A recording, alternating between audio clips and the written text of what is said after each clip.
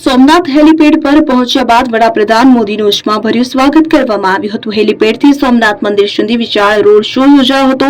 વડાપ્રધાન નરેન્દ્ર મોદીના 2 દિવસીય ગુજરાત પ્રવાસનો આજે બીજો અને ખાસ મહત્વનો દિવસ રહ્યો। જામનગરની મુલાકાત બાદ વડાપ્રધાન આજે વિશ્વ પ્રસિદ્ધ પ્રથમ જ્યોતિર્લિંગ સોમનાથ મહાદેવના દર્શનાર્થે પહોંચ્યા હતા। સોમનાથ મંદિરના પુનઃનિર્માણના 75 વર્ષ પૂર્ણ થવાને અવસરે આયોજિત સોમનાથ અમૃત પર્વ 2026 કાર્યક્રમમાં તેમની ઉપસ્થિતિએ સમગ્ર મંદિર પરિસરમાં ભક્તિમય માહોલ સર્જ્યો હતો।